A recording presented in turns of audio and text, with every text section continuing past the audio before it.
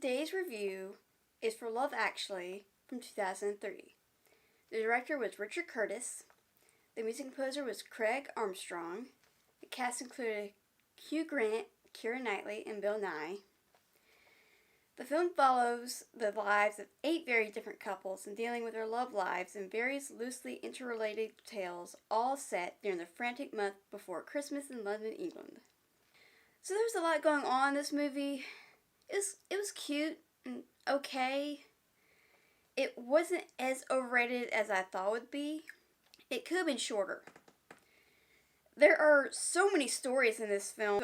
It could fill multiple films, like a film about just Sam and Daniel and Peter and Juliet. It was a unique concept though, and I like the concept of having so many stories. So here are some spoilers. The airport footage greeting at the beginning and the end of the movie is real. Director Richard Curtis had a team of cameramen film at Heathrow Airport for a week, and whenever they saw something that would fit in their film, they asked the people involved for permission to use the footage. I actually saw this movie on TV, so I didn't see the scene of the porn actors or the stand-ins or where they're supposed to be. It wasn't needed, and from what I could tell, it didn't add anything to the story. As far as I could tell, I didn't miss anything. And from what I know about the scene, it's a waste of good talent. I want to see more of Sarah's brother, Tony, and Joanna.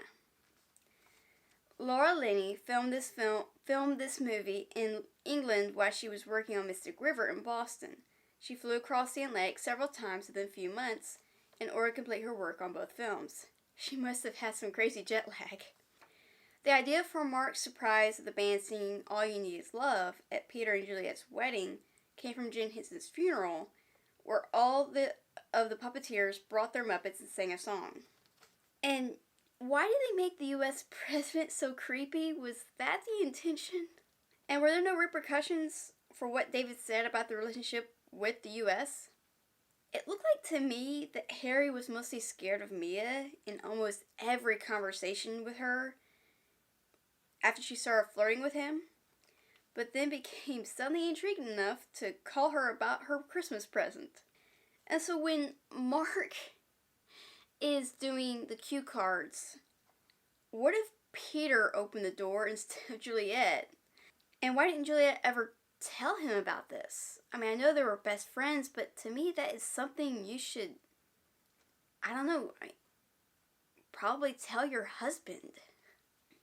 Rufus was initially supposed to be an angel and disappeared as he walked away from Daniel in the airport. Rufus being an angel partly explains why this film starts out in the clouds, even though that could be a plane coming in. But it also would explain why he kind of winks at Daniel when he's at the airport. I wish we saw more of Rufus, like just popping up in random scenes and nobody pays attention to him except for Harry because he's afraid of him. At the end of the movie, everyone is either returning or leaving. Where had everyone gone? Like, where had Harry gone? Did I miss something with that? That didn't really make much sense to me. Some things could have been explained better, and some things could have been handled better. And I wish that Alan Rickman had done more Christmas movies. So what are your thoughts on this film? Is it disgustingly overrated, or is it a cute Christmas movie? Let me know in the comments, like this video, share around, and subscribe. Merry Christmas.